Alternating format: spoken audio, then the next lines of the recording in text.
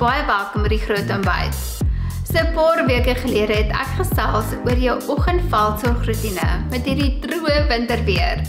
En in vandag se video gaan ek vir jou wenke gee hoe jy daardie glans kan terugkry in jou grimering. Maar kom ons begin by die begin. Ons het almal peach fuzz op ons gesigte. Nou dit is daardie fyn haartjies wat jy sien as jy in die son staan. Nou daar is baie voordele om die peach fuzz te verwyder en een van hulle is dat jou velsorgprodukte dieper sal penetreer.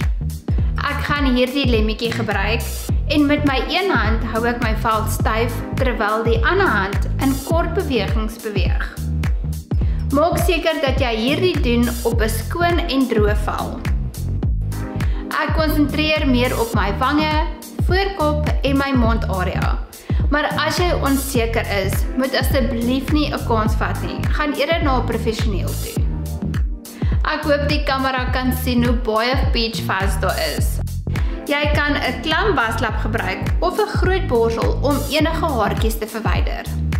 Het julle al gehoor van 'n droë olie? Dit is 'n olie wat gemaak word van plante, speserye of sade wat vinnig in jou vel absorbeer. Hierdie droë olie sal vog gee aan my vel sonder om my te laat voel soos 'n oliekol.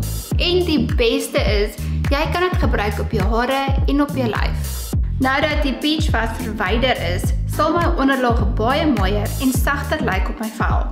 Plus ek gebruik baie minder onderlaag. Nog 'n wenk is, as jy droë vel het, soek vir 'n onderlaag wat glans bevat. Glo my, jou hele lewe sal verander. Om enige moegheid of donker merke weg te steek, gaan ek 'n concealer gebruik onder my oë en dit versag met my sponsie. Ek gaan dinge bietjie anders te doen vandag, sodat ek vir julle kan wys wat is die verskil tussen 'n poeierbronzer en 'n roombronzer. En dan kan jy besluit watter een jy verkies. Ons begin met die poeierbronzer en ek gaan die borsel in die poeier indruk en die oortollige poeier afskud. Ek volg my wangbeen en gaan in sirkelbewegings die bronzer aanwend. As jy 'n normale tot kombinasie veltipe het, werk die poeierbronzer baie goed. Dit is makliker om die poeier te gebruik, want jy kan beheer hoe donker jy wil gaan.